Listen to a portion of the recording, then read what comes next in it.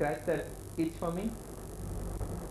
He won't scratch it for me. What he will do is he'll take a tube of ointment and he'll rub that ointment on my itch so that my itch will go away.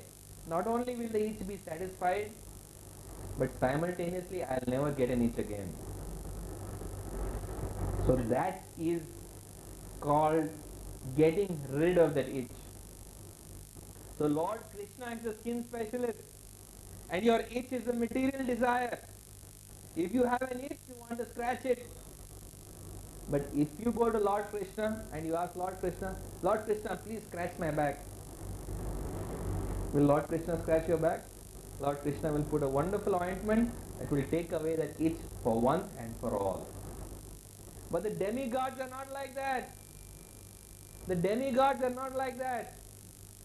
The demigods are there for the express purpose of fulfilling material desires. That is their position. Therefore, since they are there to fulfill material desires, their philosophy is different. You go to them and tell them, please scratch my back. They'll say, yes, I'll scratch my back. Your back, you scratch mine. That's the philosophy. You worship them, you perform sacrifice, you perform devotion to them, they'll scratch your back. But itch won't go away. It will come back again and again and again and again. This is what is happening. This is what is happening in the world. People are worshipping the demigod. And as they worship the demigod for fulfillment of material desires, they get happy when their desires are fulfilled. They are ecstatic when the material desires are fulfilled. But those material desires never ever go away. They come back again and again and again. But when you worship Lord Krishna, the supreme doctor for all ills, he fulfills your desire. Please note, it's not that he doesn't fulfill your desire. Dhruv Maharaj told him, I don't want that desire which I asked you for. But what does Lord Krishna say? He says, no, you asked for it, now you better have it. Even if you don't want it now, you just have to have it. So he forces him to accept the kingdom of Dhruvalok, although he doesn't want it by now. That since you asked for it, bad luck, now you have to take it. But simultaneously he has taken away the desire for it. So it's not that the Lord, Supreme Lord, does not fulfill your material desire. He does fulfill your material desire. But in fulfilling your material desire, he sees to it that you have no further desire again. Therefore it has been said, Akamo sarvo kamo va moksha kamo udaradi tivrena bhakti yogena yujeta purusham param. That whether you have no desire, akamo, you have no desire in your heart, as Chaitanya Mahaprabhu was saying, sarvo kamo, or you have all desires in your heart, or moksha kama, you may have a desire for liberation. In all circumstances, simply worship the Supreme Personality of Godhead, because that is the only way. That whether you have no desire, whether you are full of desire or you desire liberation, in all circumstances worship the Supreme Personality of Godhead. My mother-in-law was telling my wife that you should be very careful in religious life. Because if you are too religious, what happens? God takes away everything from you. And especially be careful of Lord Krishna. It's okay you are worshipping Durga or Ganesh or any of these benign entities. But Krishna, he is the greatest trickster. You worship him, and before you know what's happening, he will pull the carpet from under your feet and he will take everything away. In fact, there are many people who have this idea in mind, that if you worship Lord Krishna, that's the most dangerous person to worship. Because if you worship Lord Krishna, he simply snatches things away from you. So, what is the truth behind the matter? The truth behind the matter is that it's a fact. It is a fact. Krishna takes things away from you. In fact, in the Srimad Bhagavatam, Krishna says very clearly. He says, Yasyaham anugranami harishya tadhanam shanay tato adhanam sajanti asya swajana dukha dukhitam. What does he say? He says, Lord Krishna says, that when somebody becomes especially dear to me, and when he becomes especially dear to me, and he also has material desire, what do? I take away all that he possesses. I take away his wealth, I take away his position, I take away his name, his fame, I take away everything. And then this poor fellow, when he's got nothing left, his relatives also abandon him. When Krishna takes away everything, his relatives, his friends, everybody abandons him. And then this poor guy, now he's got nothing to depend on in the world, so he turns to me with full heart. Wholeheartedly he turns to me. So when somebody is very dear to me and he's got material desire in his heart, that's what I do. I snatch away everything from him. And then when he's got nothing else in the world, then he turns to me wholeheartedly. So this is what Lord Krishna says.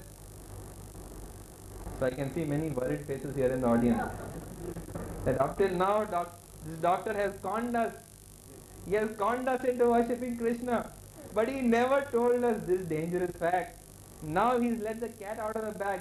I can't wait till I go home and take down Krishna's picture and put Shiva and Ganesh and whatever other pictures I was worshipping in the past. So you might be thinking, doctor has conned us up till now. Now he's told us, after I've been worshipping Krishna for such a long time.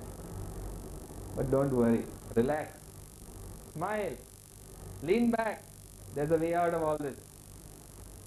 The way out of all this is very simple. The way out of all this is that you can get rid of your material desires simply by spiritualizing your material desire. You might say, what's that?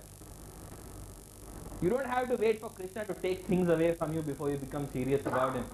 You simply spiritualize whatever desire you have. You must first of all, you must know what is the difference between matter and spirit. When you realize the difference between matter and spirit, then you will know how to get rid of material desire for once and for all. What is the difference between matter and spirit? What is the difference between Maya and Krishna? In the Srimad Bhagavatam, Lord Krishna says very clearly. And what does he say? Lord Krishna says there that Rite artham yat pratiyeta na pratiyeta cha atmani yad vidyat atmanomayam yatha abhaso tata tamaha. He's giving the definition of Maya in this verse. It's very difficult to get definition of Maya. This is the only verse I have found in Srimad Bhagavatam which gives the definition of Maya so clearly. He says, Rite artham yat pratiyeta na pratiyeta cha atmani. He says, everything which is devoid of connection to me, that is Maya. The definition of Maya is that which has no connection to Krishna, that is Maya. Rite artham yat pratiyeta na pratiyeta cha atmani yad vidyat atmanomayam yatha abhaso tatha tama. That is Maya. So all that which is not connected to God, that is considered to be Maya.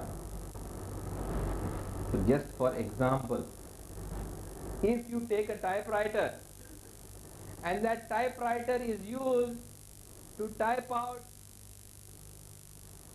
a novel, say by Harold Robbins, or maybe The Life of Pamela Bordis, what kind of typewriter is that? It's a material typewriter. But that same typewriter, if you use it to type out the Bhagavad Gita, what kind of typewriter is that? It becomes a spiritual typewriter. Same typewriter. The same typewriter, if it is used to type out something which makes you forget God, is a material typewriter. The same typewriter which is used to remind you about God is a spiritual typewriter. So it's very, very simple to spiritualize your material desire. All that you have to do is that everything that you have, you use it in the service of Lord Krishna. And if you do that, then it doesn't matter what you have. This is the secret of material desire and Krishna consciousness. The secret of material desire and Krishna consciousness is just this: knowing what is material and knowing what is spiritual. There is a story of Ambarish Maharaj. Ambarish Maharaj was the king of the world. I remember when I had gone to Bahrain, I had given this lecture on learning to face death. And whatever you think of at the time of death, that you become. So somebody told me at the end of the lecture, he didn't come for the lecture, he just heard about it. If he had come for the lecture, he would have known what I said. But he met me and he told me that I heard you say that all you have to do at the time of death is you remember something and that you become. I said, yes. He's saying, before I die, I am going to remember Sultan of Brunei. Said, who's Sultan of Brunei? Sultan of Brunei is the richest man in the world. So I am going to remember Sultan of Brunei before I die, and surely I will come back as Sultan of Brunei as the richest man in the world. That's what I want. That's what he told me. But King Ambarish, he was richer than Sultan of Brunei. How big is Brunei? Very small indeed. But Ambarish Maharaj, according to Srimad Bhagavatam, he was the king of the whole world. And although he was king of the whole world, he was renowned as a great devotee of the Lord. So since he was renowned as a great devotee of the Lord, everybody had him in the highest regard, because not only materially he was in a tremendous position, but spiritually also he was very exalted. So Durvas Muni was a renunciate who had abandoned all material possessions to pursue God. He became jealous of him. Durvas Muni was a worshipper of the impersonal absolute. It has been said, Klesho diktaras tesham avyakta sakta chetasam avyakta hi gati dukham dehavad bhiravapyate. That those who worship God in the impersonal absolute form, they will find it very tough going. It will be very painful and difficult to make advancement because they are embodied. And that was Durvas Muni's position. Durvas Muni had renounced the whole world. And having renounced the whole world, he was worshipping God in the impersonal absolute form. And he felt jealous, he felt envious that here is Ambarish Maharaj, who is king of the world and is also said to be a devotee. I can't bear this. So he picked a fight with Ambarish Maharaj, and to curse him, he specially arrives there. And he arrives there at a time when Ambarish Maharaj is about to break his Ekadashi fast. So Ambarish Maharaj, although Durvas Muni has come uninvited, honors him and tells him to join him in breaking the fast. So Durvas Muni says, I will first have a bath. And Durvas Muni purposely takes such a long time in the bath that the muhurt for breaking the Ekadashi fast is about to pass away. So that he will have to break it at an inauspicious time. So Ambarish Maharaj, he consults all the learned sages in the court. And the learned sages in the court, they tell him that you can have water. So having water is neither breaking nor is it observing. So you break it by having water, and Durvas Muni need not be offended, and you can join him when he comes back. So Ambarish Maharaj has water. And when Durvas Muni comes, by his mystic powers, he understands immediately that Ambarish Maharaj has taken water. So immediately he shows his terrible temper. And cursing Ambarish Maharaj, he plucks one hair from his head and dashes it on the ground. And immediately from that hair of Durvas Muni, a huge fiery demon comes to devour Ambarish Maharaj. And Ambarish Maharaj, he just stands there with his hands folded because he is a great devotee of the Lord. He understands that all this is happening by the will of the Lord, so he humbly stands there before him. And the Sudarshan Chakra of Lord Krishna personally comes and destroys that demon to protect him.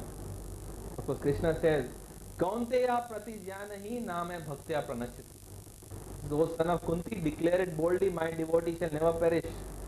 So he destroys that fiery demon with the Sudarshan Chakra, and that Sudarshan Chakra starts chasing Durvas Muni. So Durvas Muni, seeing that Sudarshan Chakra, runs for his life. And he runs through all the three worlds looking for shelter. He runs through all the three worlds looking for shelter.